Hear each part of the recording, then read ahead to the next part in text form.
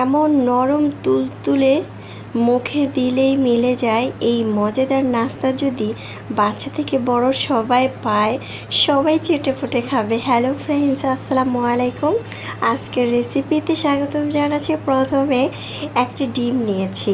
একটি ডিম দিয়ে কিন্তু আপনি চাইলে অনেকগুলো নাস্তা তৈরি করতে পারেন, তবে আপনারা চাইলে আরও কয়েকটা ডিম অ্যাড করতে পারেন, কোনো সমস্যা নাই। এখানে আমি 4 থেকে 5 টেবিল চামচ চিনি অ্যাড করেছি। আপনার যদি চিনি খাওয়া বাড়ানো থাকে সেক্ষেত্রে চিনিটা স্কিপ করতে পারেন। চিনি আর ডিম একসাথে মিক্স করে নিলাম।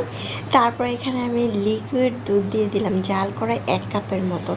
এখন সেম এটাকেও আমি মিক্স করে নিব। ডিম আর দুধ চিনি একসাথে মিক্স করে নিচ্ছি। আপনারা শুধু দেখতে থাকেন প্রথম থেকে শেষ পর্যন্ত। এখানে পাউরুটি নিয়েছি, এখানে আমি কয়েক পিস পাউরুটি নিয়েছি। তারপর আমি সাইডের যে কালো অংশটা সেটা ছুরির সাহায্যে কেটে ফেলে দেব। আপনারা চাইলে না এই অংশটা রেখে দিতে পারেন, তবে এটা ফেলে দিলে দেখতেও সুন্দর লাগবে, খেতেও দারুণ লাগবে। তা আমি কিন্তু ছুরির সাহায্যে কেটে ফেলে দিচ্ছি, দেখতে পাচ্ছেন। যারা নতুন রাঁধুনি তারা চাইলে কিন্তু এই নাস্তাটি প্রথম থেকে শেষ পর্যন্ত দেখে নাস্তাটি তৈরি করতে পারেন। এই তো আমি কিন্তু সাইডের কালো অংশটা ফেলে দিয়ে তারপর মাঝখান থেকে এইভাবে ছোট ছোট করে কেটে নিয়েছি।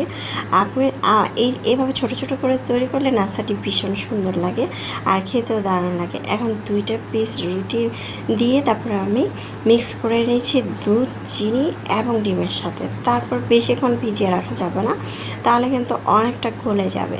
হালকা করে ভিজিয়ে তারপরে একটি প্যানের মধ্যে হালকা একটু বাটার অথবা ঘি অ্যাড করতে পারেন অথবা তেল অ্যাড করতে পারেন, দিয়ে তারপরে গরম করে আমি এখন এক এক করে উল্টিয়ে পাল্টিয়ে নিচ্ছি।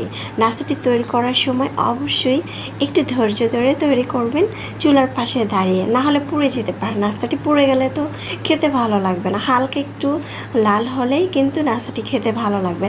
আপনারা চাইলে কিন্তু হালকা করে এটাকে তৈরি করতে পারেন। আর এই নাস্তাটি কিন্তু খুব সহজেই কিন্তু আমরা তৈরি করে নিতে পারি, অথবা বাসায় যদি কোনো মেহমান আসে। এই তো আমার সবগুলো তৈরি হয়ে গিয়েছে, ভাজা হয়ে গিয়েছে। পরে একটি বাটিতে পরিবেশন করে নিলাম। মাশাআল্লাহ, দেখতে যেমন সুন্দর হয়েছে খেতেও কিন্তু দারুণ লাগবে। চাইলে কিন্তু এভাবেই আপনারা খেতে পারেন, তবে আমি একটু স্বাদ বাড়ানোর জন্য এখানে গুঁড়া দুধ নিয়েছি আর হালকা একটু চিনি অ্যাড করতে পারেন, অথবা শুধু গুঁড়া দুধই দিতে পারেন। এই মজাদার নাস্তাটি যাকে খাওয়াবেন তারা তো অবশ্যই প্রশংসা করবে এবং রেসিপি জানতে চাইবে। যাই হোক, আমার বাসায় কিন্তু নিত্য নতুন নতুন নাস্তা আমরা তৈরি করে থাকি। যদি নাস্তার রেসিপি এরকম চাই তাহলে কিন্তু অবশ্যই চ্যানেলটা সাবস্ক্রাইব করে লাইক দিয়ে পাশে থাকতে হবে।